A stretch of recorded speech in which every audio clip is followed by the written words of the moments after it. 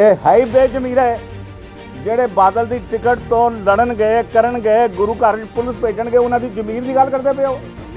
ਜ਼ਮੀਰ ਬਾਦਲ ਦਲ ਦੇ ਵਿੱਚ ਖਤਮ ਹੋ ਚੁੱਕੀ ਹੈ, ਪੰਥ ਪ੍ਰਸਤੀ ਖਤਮ ਹੋ ਚੁੱਕੀ ਹੈ, ਸਿੱਖੀ ਪ੍ਰਤੀ ਪਿਆਰ ਤੇ ਸ਼ਰਧਾ ਖਤਮ ਹੋ ਚੁੱਕਾ ਹੈ, ਗੁਰੂ ਪ੍ਰਤੀ ਆਦਰ ਤੇ ਸਤਿਕਾਰ ਖਤਮ ਹੋ ਚੁੱਕਾ ਹੈ। ਕਿ ਜਦੋਂ ਇਹ ਵੋਟਾਂ ਮੰਗਣ ਆਣ ਵੈਸੇ ਹੀ ਇਹਨਾਂ ਨੂੰ ਪਿੰਡਾਂ 'ਚ ਨਹੀਂ ਵੜਨ ਦਿੱਤਾ ਜਾ ਰਿਹਾ ਜੋ ਦੇਖ ਰਹੇ ਹਾਂ। ਲੇਕਿਨ ਇਹ ਸਵਾਲ ਵੀ ਜ਼ਰੂਰ ਪੁੱਛਣਾ ਕਿ ਪੁਲਿਸ ਕਿਸੇ ਨੇ ਗੁਰੂ ਮਹਾਰਾਜ ਦੇ ਹਜ਼ੂਰ 9ਵੇਂ ਪਾਤਸ਼ਾਹ ਦੇ ਸ਼ਹੀਦੀ ਸਥਾਨ ਦੇ ਉੱਤੇ ਕਦੀ ਕਿਸੇ ਨੇ ਵੜਨ ਨਹੀਂ ਦਿੱਤੀ ਸੀਗੀ। ਇਹ ਪੁਲਿਸ ਕਿਉਂ ਅੰਦਰ ਵੜੀ, ਕਿਵੇਂ ਵੜੀ, ਔਰ ਤੁਹਾਡੀ ਇਹ ਇਲੈਕਸ਼ਨ ਜਿਹੜੀ ਜਿੱਤਣੀ ਐਡੀ ਜ਼ਰੂਰੀ ਸੀ ਕਿ ਤੁਸੀਂ ਗੁਰੂ ਦਾ ਮਾਣ ਨਹੀਂ ਰੱਖਿਆ, ਗੁਰੂ ਦੀ ਮਰਿਆਦਾ ਨਹੀਂ ਰੱਖੀ। ਜਦ ਗੁਰੂ ਗ੍ਰੰਥ ਸਾਹਿਬ ਜੀ ਦੀ ਬੇਅਦਬੀ ਤੋਂ ਬਾਅਦ ਜਥੇਦਾਰ ਦਾ ਮੂੰਹ ਹੀ ਸੀਤਾ ਹੋਇਆ ਹੈ ਤੇ ਉਹ ਕਿਸ ਵਾਸਤੇ ਜਥੇਦਾਰ ਰਹੇ? ਸਾਨੂੰ ਤੇ ਉਹ ਜਥੇਦਾਰ ਚਾਹੀਦਾ ਜਿਹੜਾ ਸਿੱਖਾਂ ਨਾਲ, ਸਿੱਖਾਂ ਦੇ ਗੁਰੂ ਨਾਲ, ਕੌਮ ਨਾਲ ਹੋਈ ਜਾਤੀ ਤੇ ਬੋਲੇ। ਹੁਣ ਇਸ ਤੋਂ ਬਾਅਦ ਇਲੈਕਸ਼ਨ ਦੀ ਮਰਿਆਦਾ ਹੀ ਕੀ ਰਹਿ ਗਈ ਸੀਗੀ, ਉਹਦੀ ਸੀਕ੍ਰੇਸੀ ਕੀ ਰਹਿ ਗਈ ਸੀ, ਉਹਦਾ ਐਕਟ ਕੀ ਰਹਿ ਗਿਆ ਸੀਗਾ। ਸੋ ਮੈਂ ਸਮਝਦਾ ਇਹ ਸਾਰੀ ਚੀਜ਼ਾਂ ਦੀ ਧੱਜੀਆਂ ਉਡਾਈਆਂ ਗਈਆਂ। ਸਾਡੇ ਕੋਲ ਡੈਮੋਕ੍ਰੈਟਿਕ ਸਿਸਟਮ ਦੇ ਵਿੱਚ ਵੋਟਾਂ ਹੈਗੀਆਂ।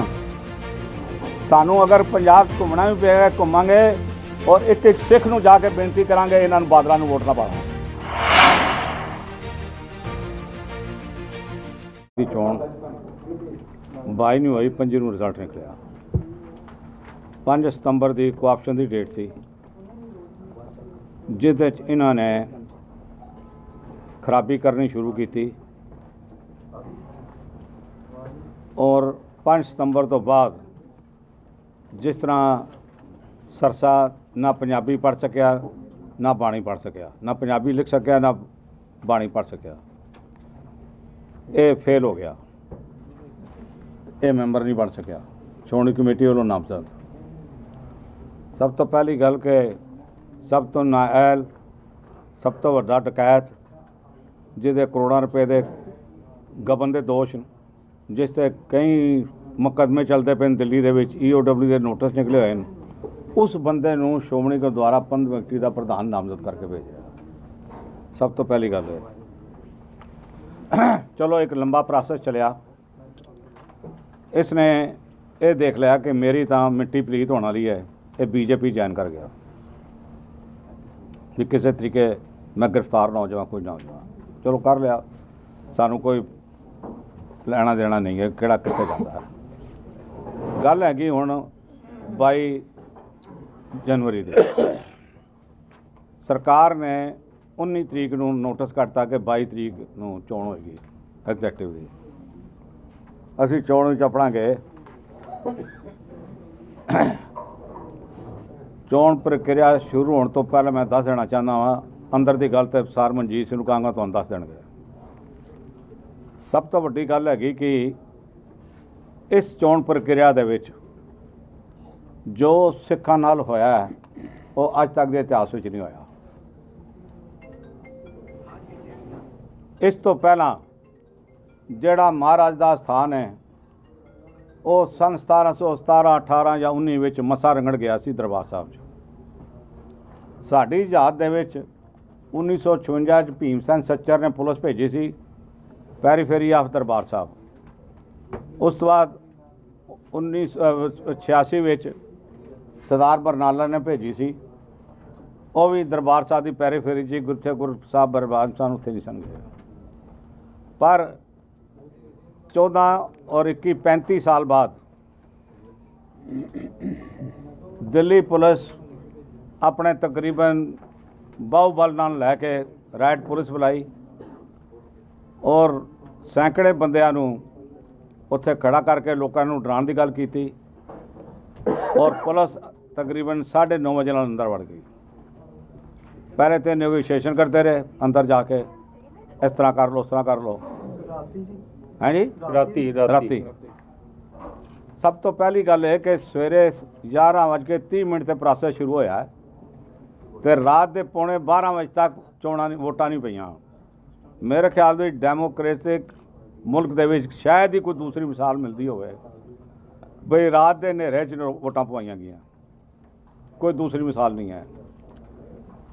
ਔਰ ਸਭ ਤੋਂ ਵੱਡੀ ਗੱਲ ਹੈ ਕਿ ਇਹ ਚਿੱਠੀ ਸਾਡੇ ਕੋਲ ਹੈਗੀ ਜਿਹਦੇ ਵਿੱਚ 29ਵੇਂ ਨੰਬਰ ਦੇ ਉੱਤੇ ਚੋਣੀ ਕਮੇਟੀ ਦੇ ਪ੍ਰਧਾਨ ਹਰਜਿੰਦਰ ਸਿੰਘ ਧਾਮੀ ਨੇ ਪੁਲਿਸ ਨੂੰ ਲਿਖ ਕੇ ਦਿੱਤਾ ਹੈ ਕਿ ਤੁਸੀਂ ਅੰਦਰ ਆ ਜਾਓ ਜੀ।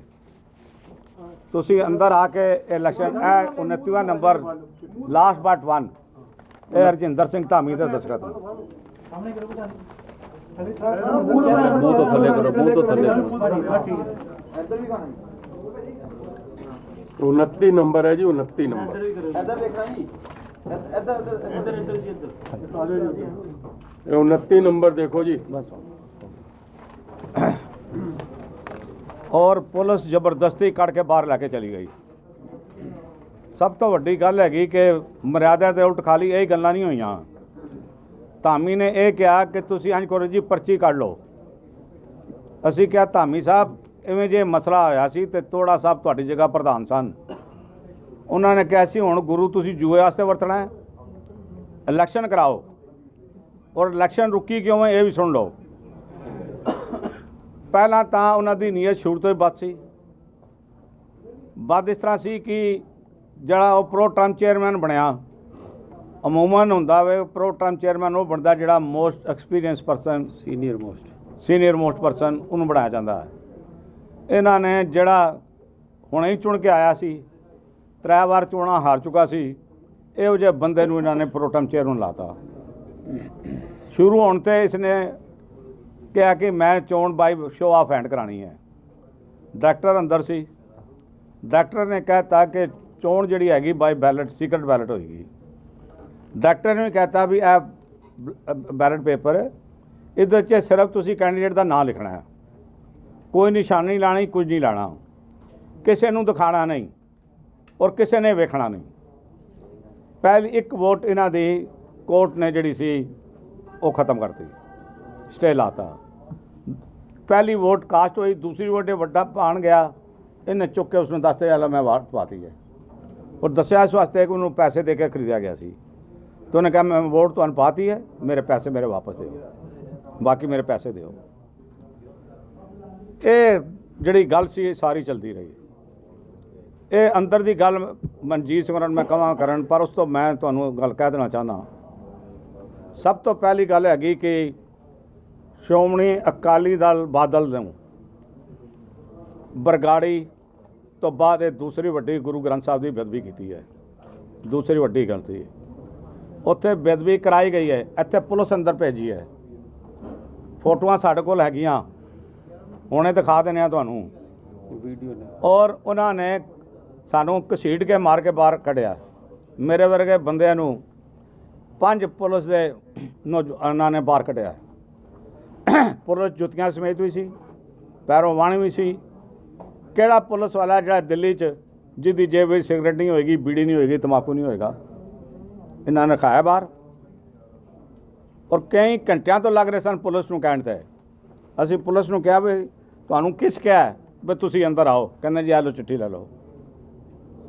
इहदे विच दिल्ली कमेटी का प्रधान भी है, सारे आ गए। साडी गुजारिश है जी कि एक तो चलो असीं कानूनी लड़ाई लड़ांगे, इहदे विच ਇਹ ਜਿਹੜੀ ਸਟੈਂਡ नहीं करेगी इलैक्शन। दूसरी गल हैगी कि ਅਸੀਂ ਸਮੁੱਚੇ ਪੰਜਾਬੀਆਂ ਨੂੰ ਤੇ ਖਾਸ ਤੌਰ ਤੇ ਸਿੱਖਾਂ ਨੂੰ ਅਪੀਲ ਕਰਦੇ ਹਾਂ। ਦੂਜੀ ਵਾਰ ਬਾਦਲ ਦਲ ਪਿਛਲੇ 10 ਸਾਲਾਂ ਦੇ ਵਿੱਚ, 9 ਸਾਲਾਂ ਦੇ ਵਿੱਚ, 7 ਸਾਲਾਂ ਦੇ ਵਿੱਚ ਗੁਰੂ ਗ੍ਰੰਥ ਸਾਹਿਬ ਦੀ ਬੇਅਦਬੀ ਕਰ ਰਿਹਾ ਹੈ। ਕੋਈ ਸਿੱਖ ਜਿਹੜਾ ਗੁਰੂ ਗ੍ਰੰਥ ਸਾਹਿਬ ਵਿੱਚ ਅਦਬ, ਸਤਿਕਾਰ ਤੇ ਭਰੋਸਾ ਰੱਖਦਾ ਹੈ, ਉਹਨਾਂ ਨੂੰ ਇਸ ਨੂੰ ਵੋਟ ਨਹੀਂ ਪਾਣੀ ਚਾਹੀਦੀ। ਟੋਟਲੀ ਬਲੈਂਕ ਹੋਣਾ ਚਾਹੀਦਾ ਇਹਨਾਂ ਦਾ। गजब की गल है कि अकाल तख्त का जथेदार पुछो भी 5 जथेदारां चों 5वां जथेदार तो पुआरिओ मैंबर 5 चों एक भी नहीं आया। क्यों नहीं आया? साड़ी इन्फॉर्मेशन इन्होंने पहले ही धाया कर रहे भी असी ये इलैक्शन नहीं जीत सकते, असी खराबी करनी है, गुंडागर्दी करनी है और तुसी ना आओ। पुछो 1 घंटे बंदा इतों पहुँचता है अमृतसर तो दिल्ली, ਤੁਹਾਨੂੰ 18 ਦੀ 19 ਤਰੀਕ ਦਾ ਪਤਾ ਤਾਂ ਤੁਸੀਂ ਪਹੁੰਚੋ। ਫਿਰ ਤੁਸੀਂ ਕਿਹੜਾ ਜੇਬ 'ਚੋਂ ਪੈਸੇ ਖਰਚਣੇ ਸਨ ਜਾਂ ਸ਼੍ਰੋਮਣੀ ਕਮੇਟੀ ਨੇ ਪੈਸੇ ਦੇਣੇ ਸਨ, ਦਿੱਲੀ ਕਮੇਟੀ ਨੇ ਪੈਸੇ ਦੇਣੇ ਸਨ? ਤੁਸੀਂ ਤੇ ਜਥੇਦਾਰਾਂ ਨੇ ਤੇ ਆਰਾਮ ਸਮਝਿਆ ਆਪਣੀ ਜੇਬ ਤੋਂ ਪੈਸੇ ਕੱਢਣ ਦੇ। ਸ਼੍ਰੋਮਣੀ ਕਮੇਟੀ ਦੇ ਪ੍ਰਧਾਨ ਦੀ ਜ਼ਿੰਮੇਵਾਰੀ ਨਹੀਂ ਸੀ ਬਣਦੀ ਕਿ ਇਹ ਜਥੇਦਾਰ ਜਿਹੜੇ ਦੋ ਸ੍ਰੀ ਅਕਾਲ ਤਖਤ ਸਾਹਿਬ ਦੇ ਜਥੇਦਾਰ ਤੇ ਦੂਜਾ ਜ਼ਿੰਮੇਦਾਰੀ ਕੀ ਜ਼ਿੰਮੇਦਾਰੀ ਤੇ ਉਹਨਾਂ ਦੀ ਆਪਣੀ ਹੈ ਜਾਂ ਤੇ ਮੈਂਬਰ ਬਣਨ ਤੋਂ ਨਾ ਕਰ ਦੇਣ। ਹੋਰ ਜਾਣਦੇ ਹੋ ਤੁਸੀਂ ਅੱਜ ਤੱਕ ਇਤਨੀ ਵੱਡੀ ਬੇਅਦਬੀ ਹੋਵੇ ਜਥੇਦਾਰ ਦੇ ਮੂੰਹੋਂ ਸੁਣਿਆ ਨੇ ਬਈ ਮੈਂ ਇਹਦੀ ਘੋਰ ਨਿੰਦਾ ਕਰਦਾ। ਤੁਸੀਂ ਅੰਮ੍ਰਿਤਸਰ ਬੈਠੇ ਹੋ ਨਾ, ਅਕਾਲ ਤਖਤ ਦੀ ਨੱਕ ਦੇ ਥੱਲੇ ਬੈਠੇ ਹੋ, ਜਥੇਦਾਰ ਦੇ ਕਮਰੇ ਦੇ ਹੇਠਾਂ ਬੈਠੇ ਹੋ, ਕਿਸੇ ਨੇ ਬਿਆਨ ਦਿੱਤਾ ਕਿ ਮੈਂ ਇਹਦਾ ਨਾਂ ਕੀ ਹੈ ਮੈਂ ਇਸ ਘਟਨਾ ਦੀ ਸਖਤ ਸ਼ਬਦਾਂ 'ਚ ਨਿੰਦਾ ਕਰਦਾ। ਉਲਟਾ ਸਾਨੂੰ ਕਹਿੰਦਾ ਪਿਆ ਆਪਣਾ ਧਾਮੀ ਅਸੀਂ ਤੁਹਾਨੂੰ ਅਕਾਲ ਤਖਤ ਤੇ ਬੁਲਾਵਾਂਗੇ, ਜਿਹੜਾ ਬੁਲਾ ਲੈ।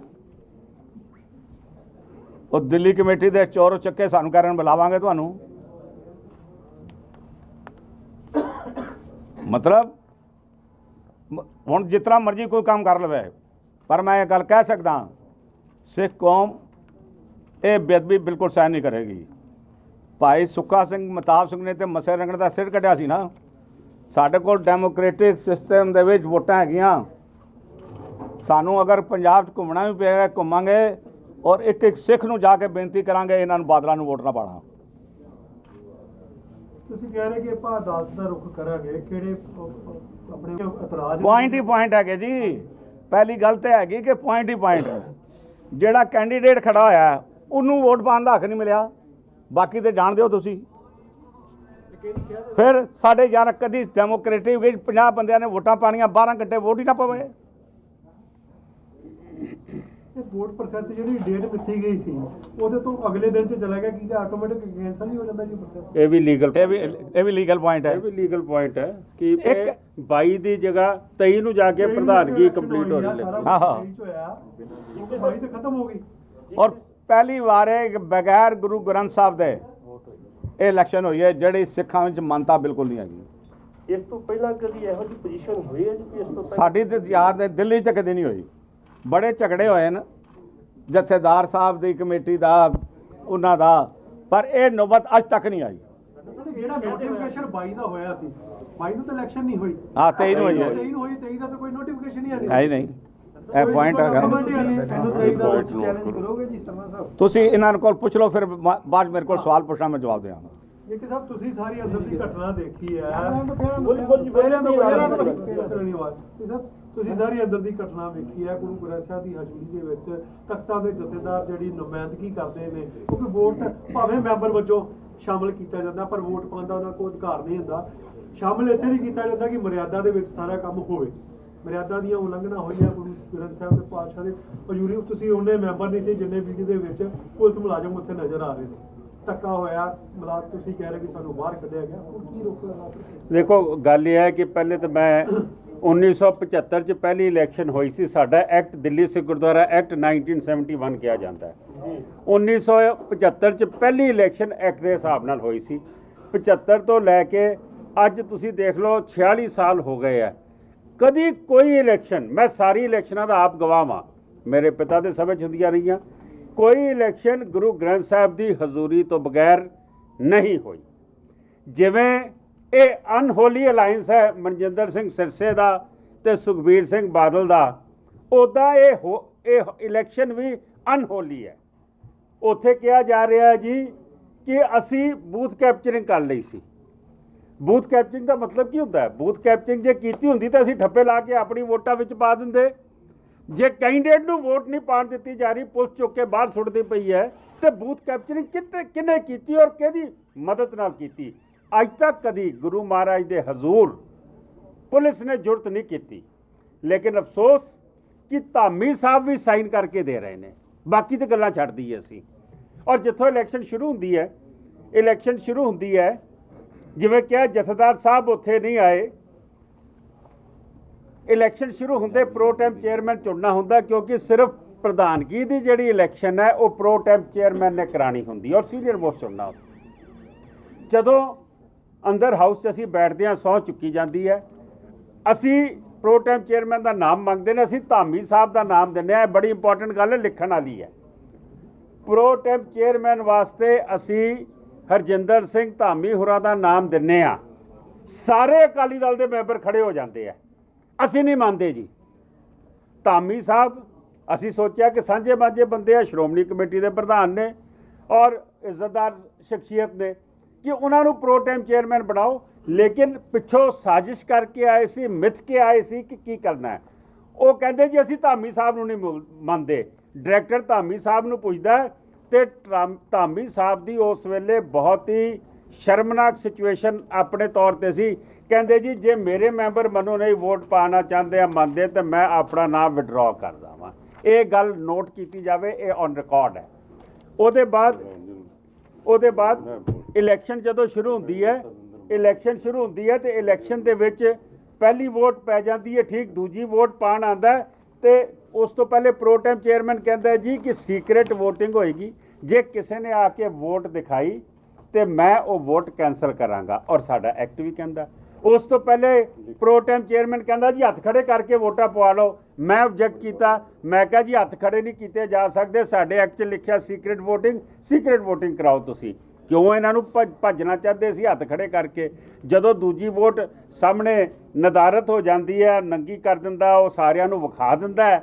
ਅਸੀਂ ਆਖਦੇ ਹਾਂ ਜੀ ਕਿ ਪ੍ਰੋ ਟਾਈਮ ਚੇਅਰਮੈਨ ਸਾਹਿਬ, ਤੁਸੀਂ ਆਖਿਆ ਸੀ ਵੋਟ ਕੈਂਸਲ ਹੋਏਗੀ, ਇਹ ਕੈਂਸਲ ਹੋਣੀ ਚਾਹੀਦੀ ਹੈ। ਅੱਧਾ ਕੁ ਮਿੰਟ ਤੇ ਥੁੱਕ ਕਟਕਿਆ, ਸੱਜੇ ਖੱਬੇ ਦੇਖਦਾ ਰਿਹਾ, ਉਹਦੇ ਕਾਗਜ਼ ਦੇਖਦਾ ਰਿਹਾ, ਫਿਰ ਉਹਨੂੰ ਕਹਿੰਦਾ ਤੂੰ ਵੋਟ ਵਿੱਚ ਪਾ ਦੇ, ਤੇਰੀ ਵੋਟ ਮੰਨੀ ਜਾਏਗੀ। ਉੱਥੋਂ ਝਗੜਾ ਸਾਡਾ ਸ਼ੁਰੂ ਹੋ ਜਾਂਦਾ ਹੈ ਔਰ ਉਹਦੇ ਵਿੱਚ ਸਾਰਾ ਦਿਨ ਉੱਥੇ ਰੱਸਾਕਸ਼ੀ ਚੱਲਦੀ ਰਹਿੰਦੀ ਹੈ। ਲੇਕਿਨ ਕਮਾਲ ਦੀ ਗੱਲ ਇਹ ਹੈ ਕਿ ਪੁਲਿਸ ਬੁਲਾਉਣ ਦੇ ਵਿੱਚ ਜੋ ਇਹਨਾਂ ਨੇ ਕੀਤਾ ਤੁਹਾਨੂੰ ਦੱਸ ਚੁੱਕਿਆ, ਮੈਂ ਰਿਪੀਟ ਨਹੀਂ ਕਰਦਾ। ਇੱਕ ਉਲੰਘਣਾ ਹੋ ਰਹੀ।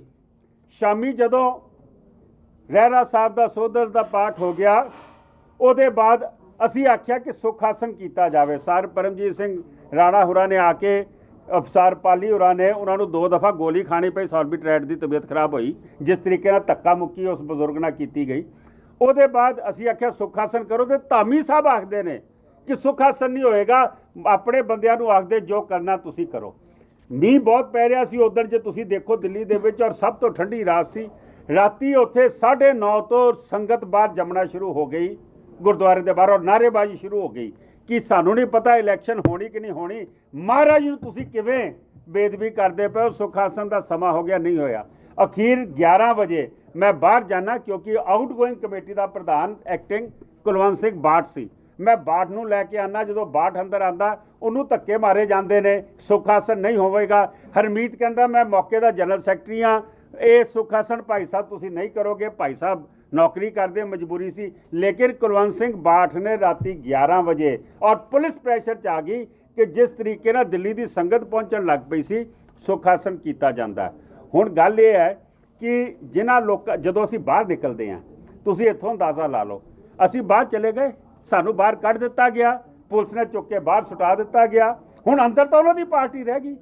ਉਹਨਾਂ ਦੀ ਪਾਰਟੀ ਦੇ ਵਿੱਚੋਂ ਆਪਸ ਦੇ ਵਿੱਚ ਇਲੈਕਸ਼ਨਾਂ ਹੋਈਆਂ ਨੇ, ਪੋਸਟਾਂ ਵਾਸਤੇ ਲੋਕੀ ਖੜੇ ਹੋਏ ਨੇ, ਔਰ ਆਪਸ 'ਚ ਵੋਟਾਂ ਪਈਆਂ, ਵੋਟਾਂ ਪੈ ਕੇ ਫੈਸਲਾ ਹੋਇਆ। ਇਹ ਸਿੱਧੀ ਗੱਲ ਸੀ ਕਿ ਉਹਨਾਂ ਨੂੰ ਪਤਾ ਸੀਗਾ ਕਿ ਜੇ ਪ੍ਰਧਾਨਗੀ ਦੀ ਵੋਟਾਂ ਪੈ ਜਾਣ ਤੇ ਹਰਮੀਤ ਸਿੰਘ ਪ੍ਰਧਾਨ ਨਹੀਂ ਬਣੇਗਾ, ਪਰਮਜੀਤ ਸਿੰਘ ਸਰਨਾ ਪ੍ਰਧਾਨ ਬਣੇਗਾ। ਉਹ ਕਾਰਨ ਸੀ। ਅੱਛਾ, ਫਿਰ ਪ੍ਰੋ ਟਾਈਮ ਚੇਅਰਮੈਨ ਇੱਕ ਹੋਰ ਅਨਾਊਂਸਮੈਂਟ ਕਰਦਾ ਜਦੋਂ ਝਗੜਾ ਚੱਲ ਰਿਹਾ ਸੀ, ਕਹਿੰਦਾ ਵੋਟਾਂ ਤੇ ਅਗਲੀਆਂ ਪੈਣਗੀਆਂ, ਹੁਣ ਮੈਂ ਕਹਾਂਗਾ ਜਿਹੜਾ ਵੀ ਵੋਟ ਪਾ ਕੇ ਆਵੇ ਉਹ ਮੈਨੂੰ ਚੈੱਕ ਕਰਾ ਸਕਦਾ ਹੈ, ਮੈਨੂੰ ਦਿਖਾਏ ਉਹਨੇ ਕਿੱਦਾਂ ਲਿਖਿਆ, ਨਾਮ ਕਿਹੜੀ ਜਗ੍ਹਾ ਲਿਖਿਆ। ਹੁਣ ਇਸ ਤੋਂ ਬਾਅਦ ਇਲੈਕਸ਼ਨ ਦੀ ਮਰਿਆਦਾ ਹੀ ਕੀ ਰਹਿ ਗਈ ਸੀਗੀ, ਉਹਦੀ ਸੀਕ੍ਰੇਸੀ ਕੀ ਰਹਿ ਗਈ ਸੀ, ਉਹਦਾ ਐਕਟ ਕੀ ਰਹਿ ਗਿਆ ਸੀਗਾ। ਸੋ ਮੈਂ ਸਮਝਦਾ ਇਹ ਸਾਰੀ ਚੀਜ਼ਾਂ ਦੀ ਧੱਜੀਆਂ ਉਡਾਈਆਂ ਗਈਆਂ। ਅੱਜ ਅਸੀਂ ਪੰਜਾਬ ਦੇ ਵਿੱਚ ਆਏ ਹਾਂ। ਪੰਜਾਬ ਦੇ ਵਿੱਚ ਅੰਮ੍ਰਿਤਸਰ ਸਿੱਖੀ ਦਾ ਮੈਂ ਸਮਝਦਾ ਘਰ ਹੈ।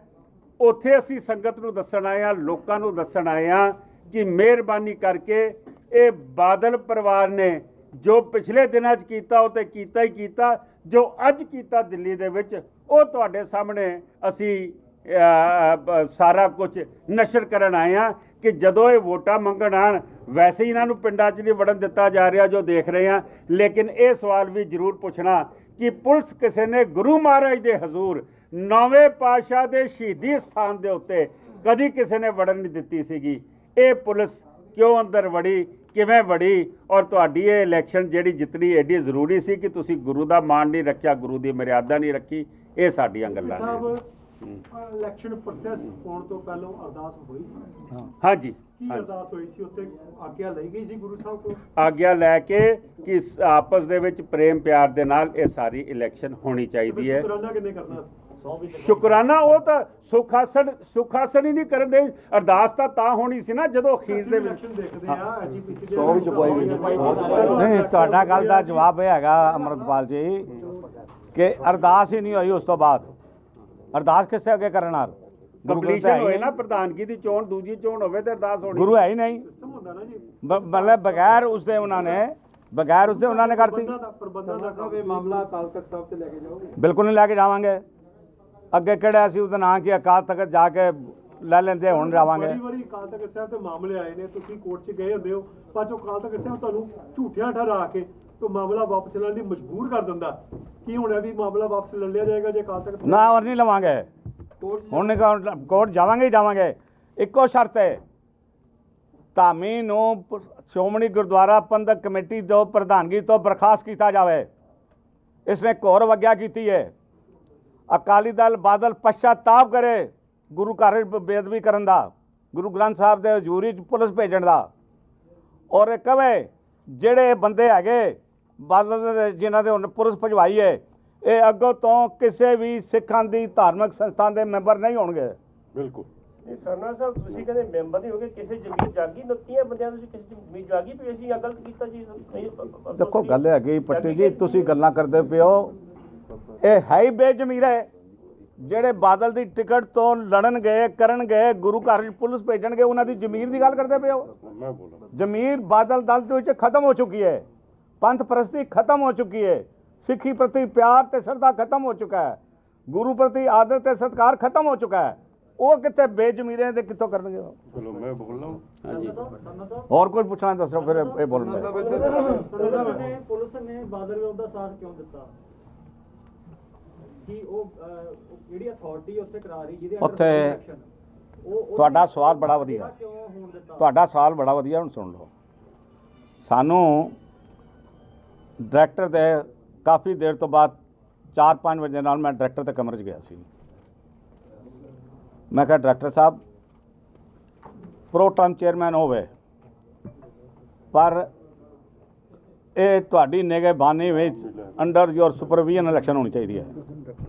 ਕਹਿੰਦਾ ਜੀ ਮੈਂ ਤਾਂ ਅੰਦਰ ਨਹੀਂ ਜਾਣਾ ਔਰ ਮੈਂ ਨਹੀਂ ਜਾ ਸਕਦਾ। ਮੈਂ ਕਿਹਾ ਦੇਖ ਭਾਈ, ਤੂੰ ਪੜ੍ਹਿਆ ਲਿਖਿਆ ਜ਼ਰੂਰ ਹੋਏਗਾ ਪਰ ਐਕਸਪੀਰੀਅੰਸ ਮੈਨੂੰ ਤੇਰੇ ਨਾਲ ਬਹੁਤ ਜ਼ਿਆਦਾ ਹੈ। ਇਹ ਪਹਿਲੀ ਵਾਰ ਹੈ ਕਿ ਗੁਰਦੁਆਰਾ ਡਾਇਰੈਕਟਰ ਆਪ ਜਾਂ ਉਸਦਾ ਨੈਮਨੀ ਜਿਹੜੀ ਅੰਦਰ ਚੋਣ ਹੋ ਰਹੀ ਹੈ ਉਹਦੇ ਵਿੱਚ ਹਾਜ਼ਰ ਨਹੀਂ ਹੈ। ਇਹ ਅੰਡਰ ਯੋਰ ਸੁਪਰਵੀਜ਼ਨ ਚੋਣ ਹੁੰਦੀ ਹੈ ਪਰ ਤੁਸੀਂ ਨਹੀਂ। ਕਹਿੰਦਾ ਜੀ ਮੈਂ ਕੀ ਕਰਾਂ ਜੀ, ਮੈਨੂੰ ਉੱਤੋਂ ਆਰਡਰ ਹੈਗਾ। ਜਦ ਉੱਤੋਂ ਆਰਡਰ ਹੋ ਗਿਆ, ਉੱਤੋਂ ਆਰਡਰ ਕਿਹਦਾ ਹੋਇਆ? ਦੋ ਹੈਗੇ, ਇੱਕ ਤਾਂ ਆਪ ਦੀ ਸਰਕਾਰ ਹੈ, ਉਸ ਆਰਡਰ ਕੀਤਾ ਹੈ, ਇੱਕ LG ਹੈ, ਉਸ ਆਰਡਰ ਕੀਤਾ ਹੈ। ਹੁਣ ਡਾਇਰੈਕਟਰ ਦੱਸੇ ਤੈਨੂੰ ਸਰਕਾਰ ਨੇ, ਆਪ ਦੀ ਸਰਕਾਰ ਨੇ ਆਰਡਰ ਕੀਤਾ ਕਿ LG ਨੇ ਆਰਡਰ ਕੀਤਾ? ਇਹ ਉਹ ਦੱਸੇ। ਚੇਅਰਮੈਨ ਮੇਰੀ ਸਮਝ ਦੇ ਮੁਤਾਬਕ ਤਾਂ ਚੇਅਰਮੈਨ ਇਸ ਲਈ ਲਗਾਇਆ ਜਾਂਦਾ ਕਿਹੜੀ ਸ਼ਹਿਰ ਨਾ ਹੋਇਆ ਸਾਰਾ? ਕਿਤੇ ਨਾ ਕਿਤੇ ਸਰਸੇ ਦਾ ਰੋਲ ਵੀ ਹੈ ਕਿ ਡਾਇਰੈਕਟ ਸਰਸਾ ਕਮਾਲ ਕਰਦੇ ਹੋਏ, ਸਰਸਾ ਭੂੰਦੜ ਉਹ ਖੂੰਦੜ ਸਾਰੇ ਉੱਥੇ ਬੈਠੇ ਹੋਏ ਸੀ। 200 ਬੰਦੇ ਬਦਮਾਸ਼ ਲੈ ਕੇ ਉਸਕੋ ਪੁੱਛਦੇ ਰਹੇ ਸਨ। ਥੱਲੇ ਇਹਨਾਂ ਦਾ ਅਲਾਈਅੰਸ ਬਾਦਲ ਗਰੁੱਪ ਦਾ ਆਪ ਨਾਲ ਆ ਜਾਂ BJP ਨਾਲ?